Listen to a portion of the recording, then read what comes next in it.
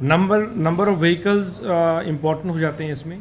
अगर किसी भी एग्रीगेटर के पास 25 से कम व्हीकल हैं तो उस पे ये एप्लीकेबल नहीं है। तो any entity having more than 25 vehicles, चाहे वो 2 व्हीलर है, चाहे 3 व्हीलर है, चाहे 4 व्हीलर है, उस पे ये एप्लीकेबल होगा। और कोई भी एंटिटी अगर डिजिटल रूप से अगर जो काम करें, जो मैंने समझाया आपको इन 3 कैटेगरीज में, अगर वो काम करें तो उस पे ये एप्लीकेबल होगा।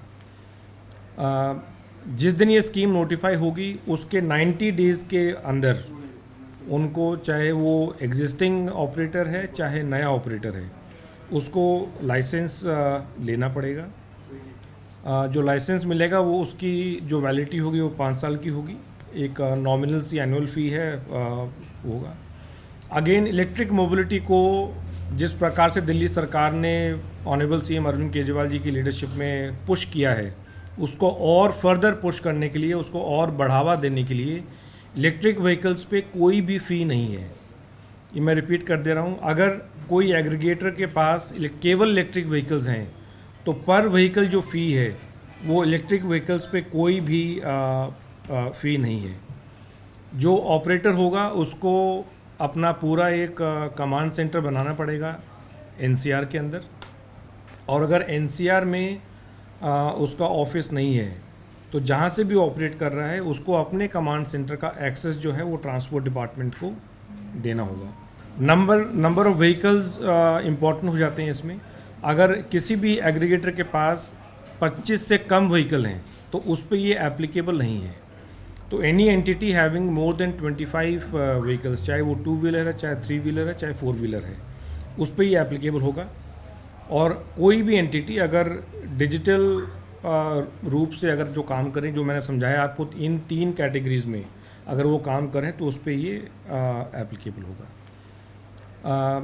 जिस दिन ये स्कीम नोटिफाई होगी उसके 90 डेज़ के अंदर उनको, चाहे वो एग्जिस्टिंग ऑपरेटर है चाहे नया ऑपरेटर है, उसको लाइसेंस लेना पड़ेगा।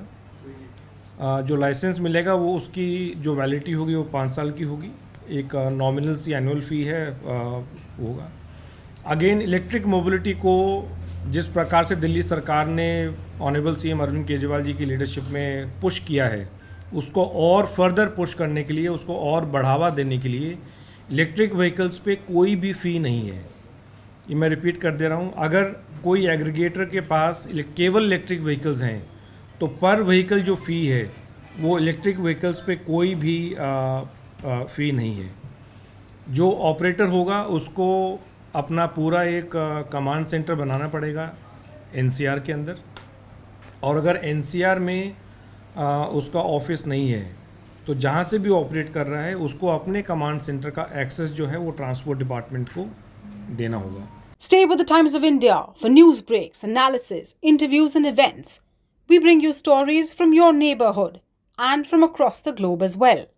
Subscribe to our YouTube channel. Hit the like button and press the bell icon so you don't miss any of our videos.